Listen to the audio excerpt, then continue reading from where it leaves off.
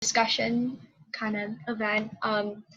It's going to be a small group, which is nice and fun. It's nice and exclusive. It's a very coveted event. Millie, if you would like, you can start recording so that way we can get started.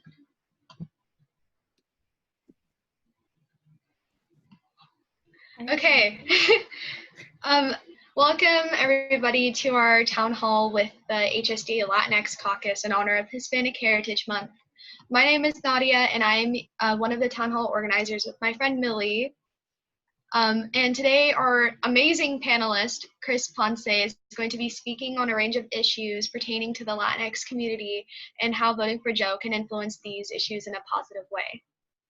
We're also going to be having an open Q&A and kind of like a discussion session later on after this. So please wait intently and prepare any questions you might have for him. And without further ado, please welcome the chair of the Latinx Caucus, our friend Chris. Hey guys, thanks for that. I just wanted to, talk about how important this month is.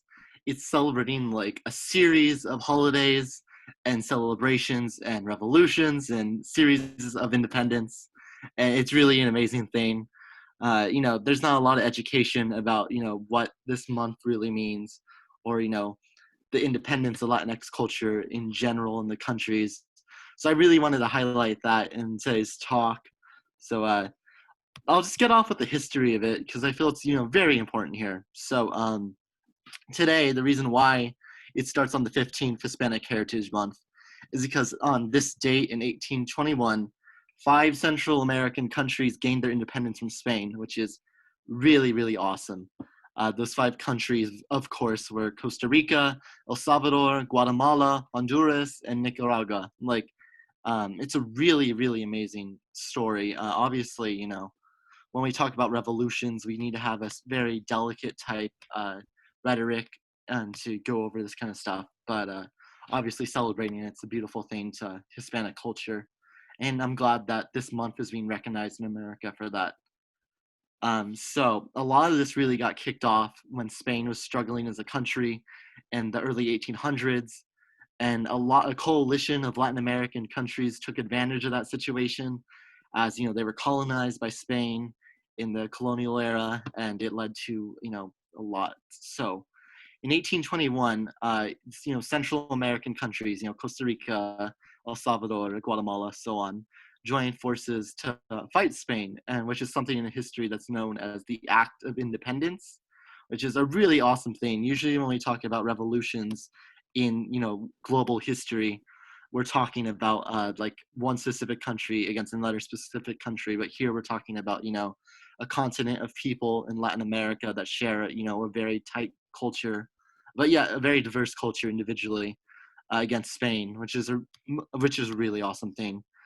Spain was also at a war at the time that we kicked off the revolution, which is worked out perfectly for that. So that's one of the big reasons why today's the date.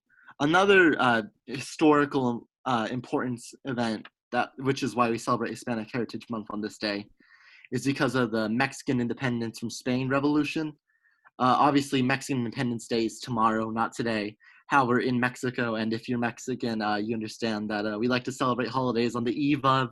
So, tomorrow is Mexican Independence Day, and it gets kicked off on the eve with the president of Mexico always having a huge ceremony and speaking on the history of independence from Spain.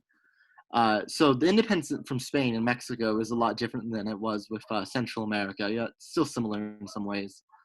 A name to note from a very, very important historical figure that history often just throws to the side, and his name isn't mentioned at all, is Miguel Hidalgo, who honestly was one of the biggest sparks to Latin independence in the wars against Spain and the revolution. He was a Roman Catholic priest in Mexico who worked very hard on gaining independence for Mexicans, apologies, and for independence from colonization. He was able to really inspire a ton of people in Mexico to uprise against the Spain government. In 1807, there was a drought in Mexico. Mexico was suffering from some food and famine as well.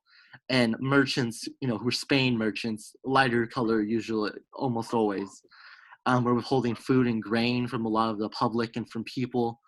And Miguel Hidalgo, he cared a lot about humanity issues, and he was a large critic of this, which led to the authority in Mexico and Spain to not be a fan of him. I'm sure that's easy to predict. So in 1810, that's really when the Mexican Revolution got kicked off on September 16th, which is the day Mexico chooses to celebrate its Independence Day, with El Grito de Dolores, or the Cry of Dolores, which is when Miguel Hidalgo, who was from Dolores, Mexico, rang his church bell a ton of times, went out and gave a speech calling for Mexicans to join him in revolt against Spain rule, which was a really romanticized moment in Mexican history. It was very important how he was able to inspire all these people to revolt against Spain, even though a lot of these peoples, have a diverse history from both native and Spain descent. So it was a really beautiful thing. Now, sadly, we don't have that speech intact today. We don't have a copy of what he said that kicked off an entire revolution. It just wasn't able to be kept. So it's really sad. Obviously, we have lots of predictions about the importance of this. We have, he was able to inspire people. It had a lot to do with the famine and the drought, and it had a lot to do with how more native Mexicans were treated in the land and how colonization treated the land. And obviously with, of faith illusions, as he was a Catholic minister, which is a really good way for him to unite the Mexican people in a revolution against Spain, which Spain is not a fan of. So it was really awesome. He was able to inspire a ton of people across the country of Mexico to uptake arms in this revolution. He's often now seen as the father of Mexico, he's a big founding father here. And so it's really important to know the history of why this month's being celebrated. He was killed, before the revolution ended. But obviously the revolution wasn't just about him, and it didn't end with him. And, that's when Mexico became independent from Spain. So it's a really, really great story, thing to know in history about the descent of Mexican people. And it's all Latin America, obviously this month, starting in the middle of the month to celebrate this heritage makes so much sense, because today really kicked off what's the future of Latin America today, which is super important. So that's the history I really wanted to talk about here. It's widely important to understand. It's not taught in American education systems nearly as much as it should be. It's really depressing to hear that. It says something about the state of our education that it's sad. But it's good to know this stuff. It's really important. So to skip around in history, to move to more Mexican American history, which is something I can speak on a little more, as I am Chicano or Mexican American. So Mexican Americans, and all Latinx people in America, as no surprise, have been treated horribly today, and they've been treated horribly 100 years ago in this country. It's really horrible. And this, the source of this critique against Mexican Americans or Latin Americans is always coming from a place of xenophobia, which is really sick when you really think about the history of Mexico and Latin America and in the Americas, where, a large portion of America was native to Mexico. And yet that led to xenophobia from Anglo-Americans after they colonized and took the land. And even to this day, you still see that constant battle of go back to your country, when literally the history is this is our country, and it's very, very sad. So one of the greatest, one of the most infamous moments in this country's history against Mexican Americans that the education system has also failed to teach students is about Mexican repatriation during the Great Depression. Whenever we talk about the Great Depression in United States history, it's always focused just on how the white Americans suffered. It was obviously a horrible time for everyone except for the rich. And of course, it's often neglected how horrible this time was in this country for Mexican Americans. Whenever a nation, primarily America, is in a situation where there's economic turmoil or decay, they always blame the outsider for that, and which is where that xenophobia comes from.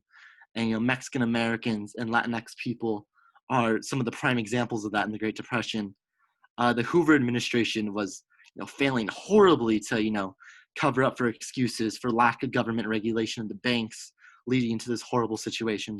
So he needed a scapegoat, and where that led to was blaming Mexican Americans in particular. That's when the rhetoric of they're stealing our jobs really got kicked off in the 1920s and 30s, which is really horrible. Which led to one of the sickest actions in United States history that really isn't talked about is Mexican repatriation, which was from 1929 to 1933, which was a series of large mass deportations of Latinx people and Mexican American people primarily, and people who were Mexican American citizens in this country, and even people who were native to this country as Mexican Americans.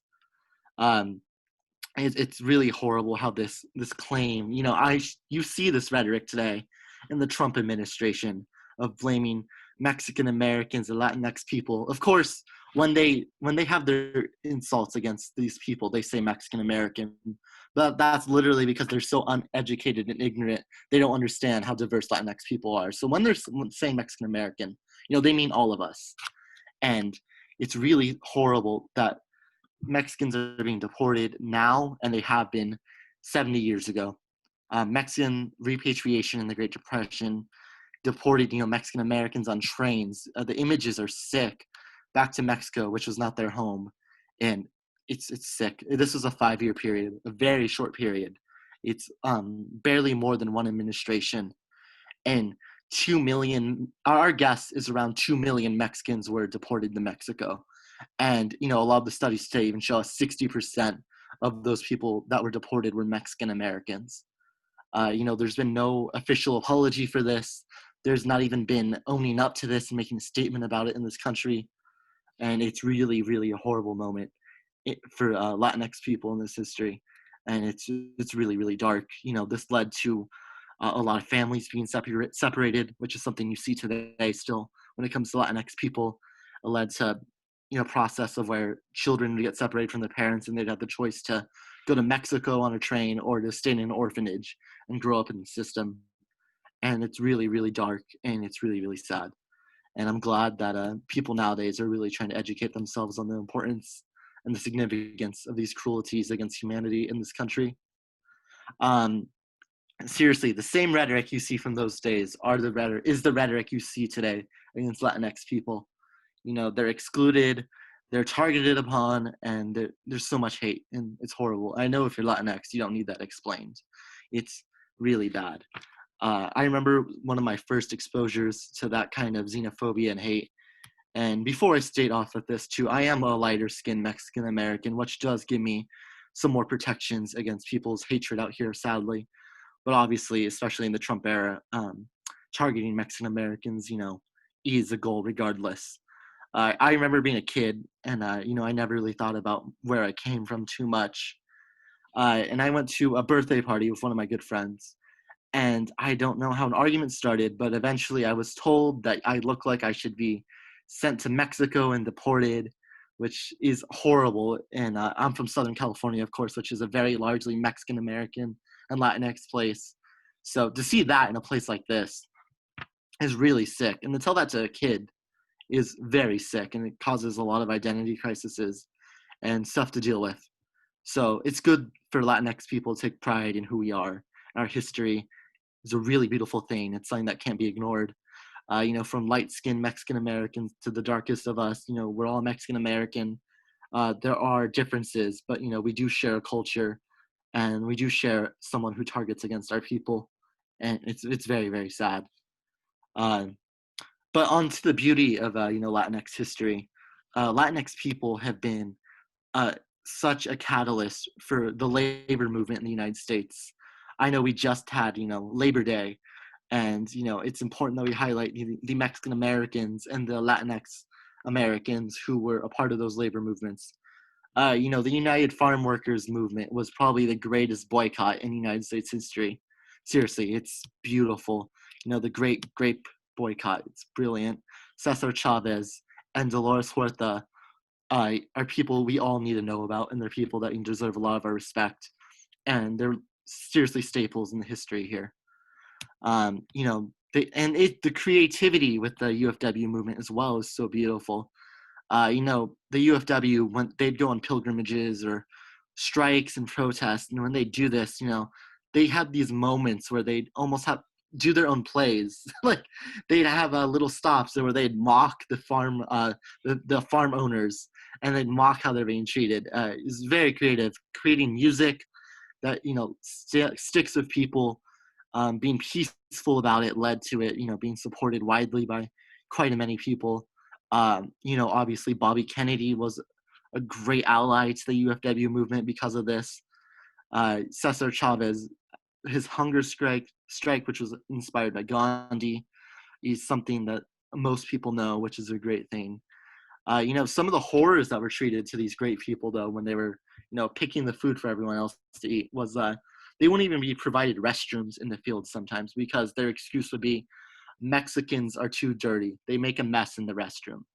And, calling Mexican Americans and Latinx people dirty, slobs, messy, lazy has been something that's been here since Mexican Americans are even, known of, or any Latinx people were known of by Anglo Americans. And it's really a horrible thing. That's why it's really important when we use our language against Latinx people to be careful with words like sloppy, lazy, messy, because there's really a sad history to that, and it's really sick. And although they were always called lazy, they were always doing the hardest jobs, the most manual jobs, and they're some of the most dedicated workers ever, and they still are to this day. The farm workers are still primarily Mexican American and Latinx, and they're still not being treated the way they need to be treated in this country. They're not given the respect they need to be given. So a lot has to change. When we celebrate Hispanic Heritage Month, we need to use this month to look at, the horrible atrocities against humanity and against this culture of people that's been committed since the beginning of American history. And we have to look at the beauty of, Mexican American and Latinx movements, from strikes to student walkouts, from culture itself. But we also need to use this movement to this moment in this month to understand what we need to do about all this. We really need to vote. When people try to get the Latinx vote, there's a lot of ignorance there, first of all. Latinx people are all very diverse and very, very connected by our culture, but still individual communities of people. And politicians tend to forget that a lot of the time, and they kind of just see it as one Hispanic or Latinx vote. It's very different. Different regions in this country consist of different Latinx people. California being mostly Mexican American, Florida being very Puerto Rican and Cuban. It's very important to understand demographics here and to understand how people vote. Latinx people are hard to get to vote because, there's a lot we need, and that's a good thing. You need to earn this vote. It's very important. Donald Trump, which I hate to even say his name in this kind of event, is someone who has made conditions for Mexican Americans and all Latinx people and Hispanic people horrible, so horrible. He literally gave his first speech announcing, he's running for president. And in his first speech, his positions were Mexicans are rapists, they're murderers, they're thugs. And he was using that same type of language that the Hoover administration used when they deported 2 million of us to Mexico. That language of, it's for the economy, they're taking our jobs, they're illegals, that kind of language that has targeted this entire group of people, any Latinx people. Obviously, the people making these insults, they are not intelligent enough, nor do they care enough to understand that Latinx is a diverse group of people. I legitimately believe people like Donald Trump just see Latinx people as one people. They don't understand the diversity here, which is what has led to this hatred, to xenophobia, and it's proof Donald Trump needs to be voted out. I mean, the atrocities he's done with ICE, the atrocities he's done with just making statements against Mexican Americans and against Latin Americans is sick. It doesn't come to a shock to anyone how he treats these people, our people. It's so wrong. It's so wrong. So using, this Hispanic Heritage Month, I really hope we can just use this month to reflect, on the importance of this month, the history that is often neglected and turned aside, and also use it to look forward to what we can do in the future. Voting Joe Biden is not going to make everything perfect for the Latinx community. That's simply the start. That's simply how we get the ball in our court again. It comes with a lot of good things, but that's what we have to do first. We have to vote him in, use everything we can do to vote him in. And then after that, we have to do everything we can do to keep fighting for Latinx people, for our wages, for abolishing ICE, and for the way we're treated in this country. Um, it's very horrible. And, this month, we need to use it to take action and then take a look at the history here, the beauty and the horrors of it. So that's all I had to really say. So thank you guys. Yeah, thank you so much, Chris. I, for one, learned a lot from that. I really appreciate you teaching us about the history and then talking about your own story as well. So first, Millie and I have some prepared questions we want to ask you, and after we're done asking our questions, we'll open it up to everybody else to ask questions. Okay. I just had like a question about how you kind of continue to remain inspired, or what really inspires or drives you to like actively advocate for your community. Yeah, well, honestly, things can be discouraging a lot of the time. It's easy to feel hopeless and to feel pessimistic about the future of our community and our people when you take a look around at the leadership that's neglected us and oppressed us, and you take a look around at just the social impact here of just people in general who aren't even politicians. It's really sick, but there is hope here. There's a lot of hope with, honestly, what gives me a lot of hope with this is Latinx politicians and leaders in general. Someone that I didn't support him in the primary personally, but he truly inspired me of what, being Latinx and what you can do in politics was Julian Castro, who honestly, like, it's so good to see Latinx representation on that stage. It felt amazing. I never realized what it felt like to not have someone on that kind of stage that's your kind of culture and peoples. So it really has an impact. And just knowing someday that there is going to be a first Latinx president, and that's going to be an amazing day. And that things are going to get better as long as we make that be the case. If anyone can get change done, it's Latinx people and Mexican Americans. I mean, we are the most persistent people that you can meet sometimes. And looking at our history, we overcome the worst of situations. So it's important to hold on to that hope. That hope that was in the labor movement, hope that was in the education movement with Chicanos. We can hold on to that, and we can make that happen again. Yeah, that was really insightful. My next question is, how can the rest of us be active allies to the Latinx community? That's a great question. Obviously, I suggest following, this is the bare minimum, following Latinx voices in this country, Latinx caucuses, for every organization, Hispanic caucuses in states. It's very important to give these people more attention and an outlet. That's something I highly suggest, because Mexican Americans, Latinx people are out there right now. They're out there speaking, they're out there fighting for our rights, and it's very important to give them the attention they need, because that makes all the difference. Obviously, if you were in California, I'd suggest donating or volunteering for if you get the time, or checking out, the Dolores Huerta Foundation, which is an amazing foundation founded by Dolores Huerta, one of the champions of the boycott, and someone who's actively fighting for, she's 90, and she's actively fighting for, Latinx rights and labor rights across the state and across the country. So seriously, you can find these people, check out these organizations, give them your support, give them your attention at the very least, and it means all the world. And also do what you can to educate people. Educate them on what being Latinx means. Teach them the terms. People get confused with all these terms for our people. It's not that tricky. Latinx means you're from Latin American descent. Hispanic means you're from Spanish-speaking descent. Being Spanish obviously means you're from Spain, which is a very different thing. And one of the popular ones in California as well is Chicano, which means Mexican American. So those are just terms people need to be aware of and understand where they come from. So obviously that's the very least, but it's very important to stay active on that. Yeah, for sure. I mean, I for one feel like there's just not enough like outreach for this kind of stuff. Not enough people who are actually spreading this message. So thank you for sharing this with us. Um, I guess just kind of to piggyback off of that, I know we're kind of like at a turning point because we see like what the Hoover administration has put into place kind of being repeated with Trump. And so like we can go through another 4 years of that, or we can try to start making changes. So how would like the decision that we make from here on out affect like the futures of specifically minorities and immigrants and the Latinx community? Oh, that's a great question.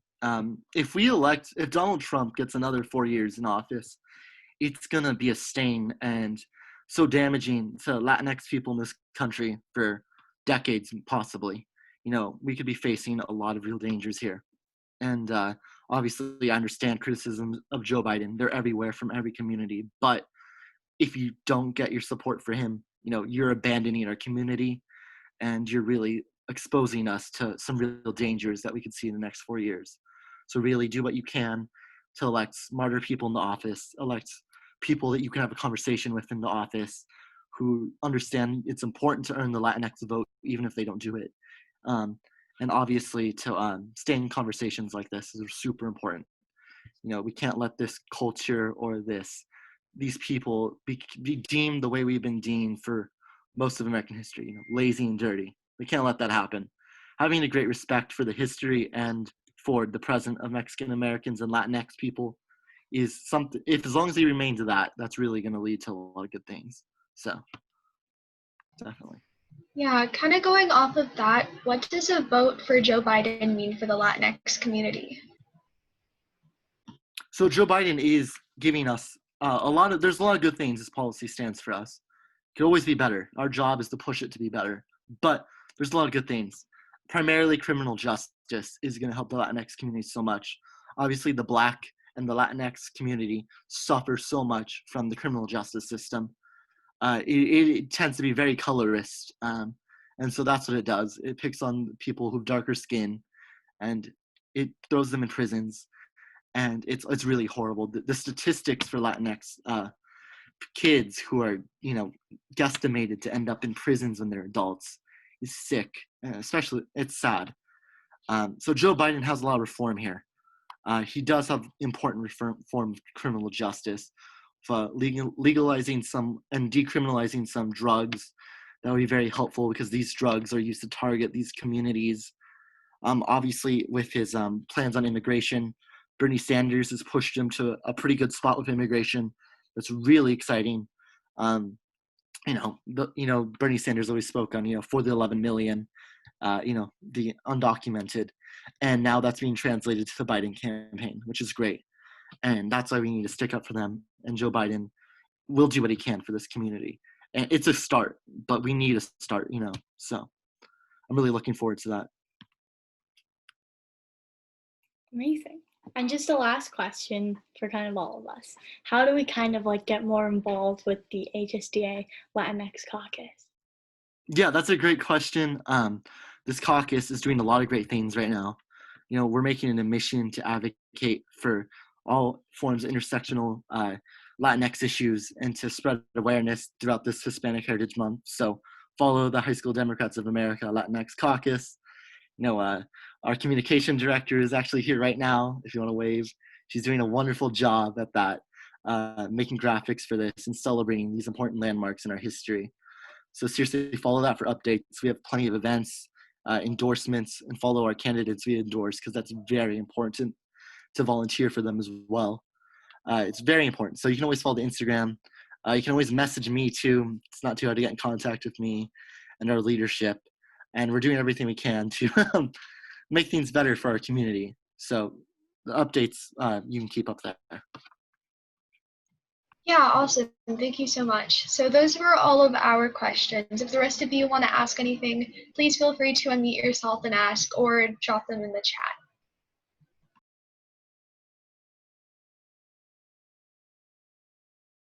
Yeah, so this is kind of more of a, I guess, comment, but so I live in Sonoma, which is in California, obviously, and there is a really big, Chicano Latinx community in Sonoma, which is amazing. And for me, as a white person, it's been cool to grow up with that, and just to kind of become more educated and more aware of other cultures and everything. But the sad thing is that there's definitely a huge divide between the Chicano Latinx community and the white people at my school. And it makes me really sad because we're not different people, we are all human beings, and we should all get along. And I was just going to ask you, Chris, like, if you've seen that at your school, and like what ways can people kind of help ease that divide? Yeah, totally. I can bring in my personal experiences, that kind of demographic. That tends to be how it is in some cities. I'm from a city in Southern California. We're majority Latinx. Uh, we are the majority here, but we are still pushed to the side, with lower housing, lower income, and just honestly targeted upon in general. There was a large Trump rally yesterday in my hometown across the whole city, and I saw so many Confederate flags and just symbols of hate there. And it's really sad to see that in a community that consists of such a diverse people. So, obviously it happens in schools to students. Um, Students don't know what they're saying a lot of the time, especially these young kids. So it's really important to come at a place to educate them. Obviously it's easy to give into that hate. I feel it all the time. But when you see these people targeting our people, come at a place to correct them, and hopefully educating them can, help them be more sensitive to this. That's right now, these years while we're in our youth, it's really important that we educate people. Educating people will make all the difference. So that's just what I'd suggest. Thank you, Chris. I also wanted to say, I'm so glad that this call is largely Latinx, which is amazing. People from the caucus and the organization are here. So if you guys have anything you want to say, or comments, or your own personal experiences, of course do so. It matters. Well, Chris, I had a question. Well, you probably saw me change my pin right now. I was at a Pete Buttigieg town hall right now, so I had my pride pin on. I just put on my Viva Mexico, which the Declaration of Independence, Mexican Independence Day is in 2 days, which is going to be a big day.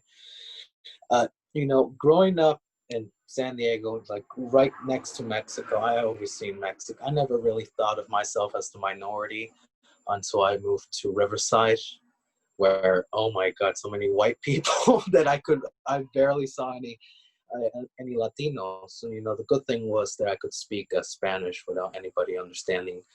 But, the thing I wanted to ask you about, Trump's recently been bragging about the 72% his Latino support that he has.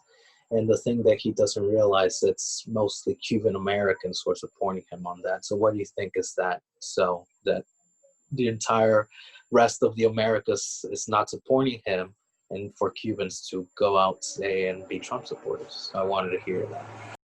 That's a great topic to bring up. Uh, you know, uh, Latinx is diverse politically more than a lot of other demographics, and Cubans are very conservative in the Latinx community, or they tend to be at least. And it's a very complicated thing to dissect. Obviously, there's a lot of Cuban people in Congress who are very conservative, and I also want to say about that, it's a tricky lane because you hate their politics, but it does feel good to see some Latinx in Congress, even if I hate everything they're doing. So it's something. It's very tricky. It's hard to earn a Latinx vote because the Latinx vote is tons of countries, it's tons of cultures, it's tons of diversity. The Cuban vote tends to be conservative, but there are ways to win that over. And one of the best ways to win the Latinx vote is to be straight up about it. Politicians often aren't. Just be straight up about, that you understand that the Latinx community is diverse, that you understand these are different countries, they're not just getting the vote of the Latinx people, and be straight up about helping them and own up to the mistakes of this country. It's one of the best things you can do. But turning that Cuban vote blue will be very difficult, as time has been showing. But a lot of that has to do with geographical location and just personal histories in this country as well. But there are ways to change that, and having the honest conversations about that is the best start.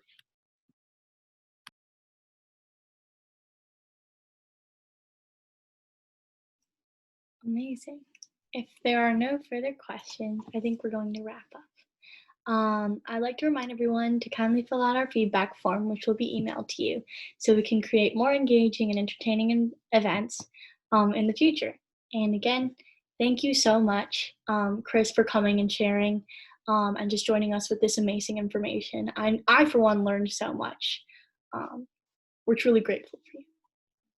Thank you so much, and thank you for everyone who came to this tight-knit event. It was so cool to just have a conversation about these important things. Share this with everyone, and share these stories with people. Educate people. It's very important. That's something we should do this month. Yes, definitely. Thank you so much, Chris, for coming again. Again, I also learned so much, and we really appreciate you being here. And thank you for the rest of you for coming. We also really appreciate you guys being here as well. So yeah, I think with that, we can officially say this event is over. Bye.